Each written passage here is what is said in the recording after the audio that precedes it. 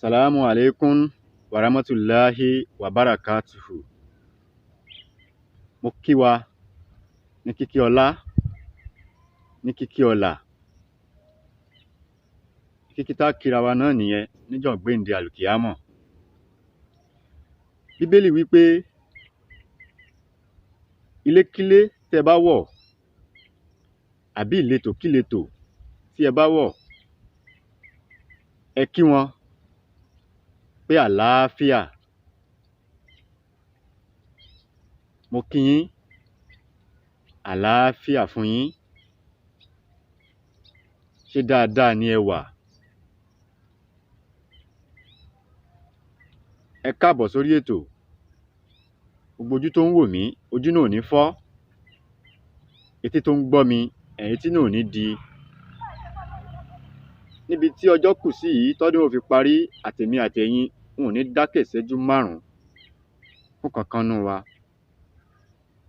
Àwa tí wọ́n bẹ̀rẹ̀ ọdún yìí, tọ́dún ìṣojú wa náà ni ọdún yìí ìparí rẹ̀ náà kò ní sẹ́yìn wa. A ní gbọ́ burúkú síra wa. Bógo bá ń jẹ́ tọlọ́run, àṣẹ Èdùmàrè.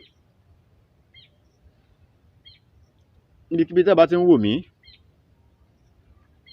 káàkiri àgbáńlá ayé, ẹ káàárọ̀, ẹ káàsán, ẹ káalẹ́. Orúkọ ìmọ̀ ọmọ yín tí mo ń sọ̀rọ̀ náà ni Dr. Hafiz Abolade. Fún ìgbà àkọ́kọ́, fún ẹ̀yin tẹ́ ń wò mí ní ìgbà àkọ́kọ́, ojú tẹ́ fi ń wò mí, ojú náà ò ní fọ́ o. Etí tẹ́ fi ń gbọ́ mi, etí náà ò ní di. Korogodo ayé kò ní lù fún gbogbo wa jó. Ẹ mọ̀ pé lọ́tùn lọ́tùn ni, ọ̀tún ọ̀tún iná ni àwọn nǹkan tí à ń mú wá. Ẹ̀yin olólùfẹ́ wa, ẹ má gbàgbé láti subscribe sórí channel yìí. Ẹ bá wa like video, ẹ bá wa share ẹ̀ káàkiri àgbáńlá ayé. Kí ni mo mú wá fún wa lénìí? Wọ́n ń pe kinní kan ní ìdè. Ìdè. Ayé ò ní dè wá tọmọtọmọ, tẹbí tará.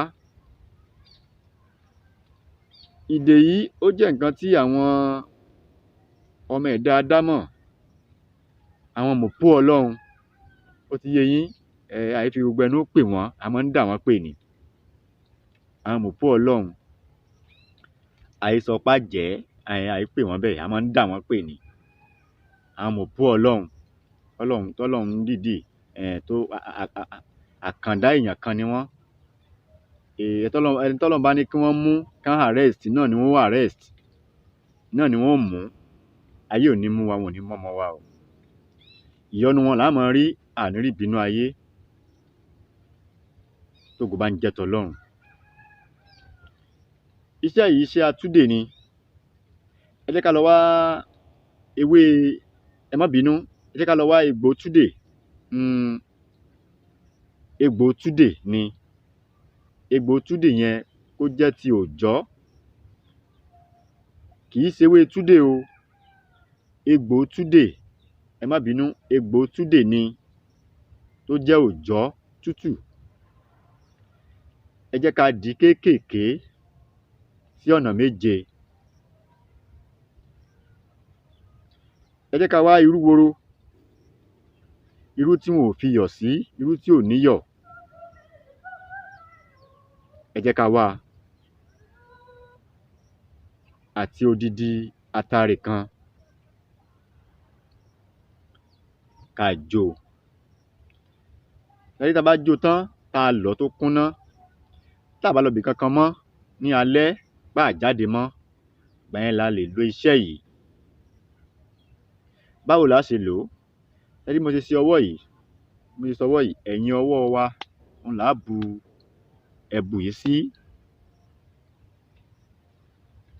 Tó ti yé yín, ẹ̀yìn ọwọ́ wa, ẹ̀ṣẹ́ tá a dì báyìí.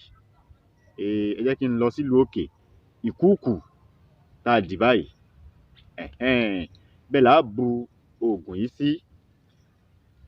Bóyá kí n fi ṣàpèjúwe, kí n fi yẹ̀pẹ̀, kí n fi ṣàpèjúwe fún wa.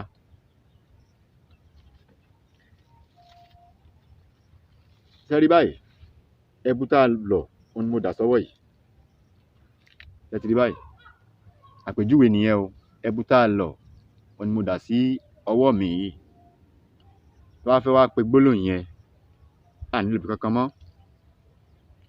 A wà ní àdìtú là á dirú, àdìtú là á dirú, àdìtú là á dirú, àdìtú là á diyọ̀, àdìtú là á diyọ̀, àdìtú là á diyọ̀.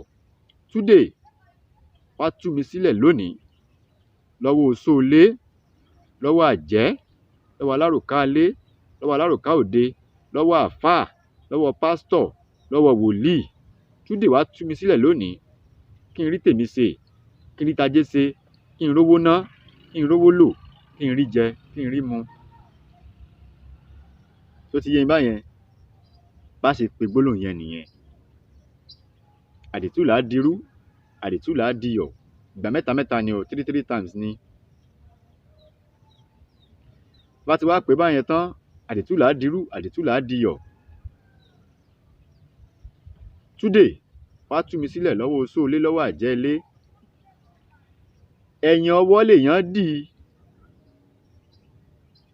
ojú ọwọ́ lèèyàn dì, ẹnìkan yìí di ẹ̀yìn ọwọ́. Ojú ọwọ́ lèèyàn dì, ẹnìkan yìí di ẹ̀yìn ọwọ́. Ojú ọwọ́ lèèyàn dì, ẹnìkan yìí di ẹ̀yìn ọwọ́. A wá bu oògùn yẹn báyìí. Ṣé ẹ rí lọ́wọ́ mi báyìí? Ẹ ti rí i? Ó ní. A wá dà sẹ́nu. A dà sẹ́nu. A wá mú mi sí i. A lọ sùn. Lálaalẹ́, a fi lo iṣẹ́ ìtàn. Ojoojúmọ́ là á máa lò ó. Bí òun ṣe jẹ́ nìyẹn. Ẹ jẹ́ ká ṣe é. Ẹ jẹ́ ká gbìyànjú ẹ̀. Ẹ má gbàgbé láti subscribe sórí channel yìí. Bá wa like fídíò yìí. Ẹ jọ̀ọ́, ẹ bá wa subscribe. Ẹ bá wa share fídíò yìí káàkiri. Orúkọ mi náà ni Dr. Hafiz Abolade. Ire o, ó di wọ̀ bí ọjọ́rọ̀.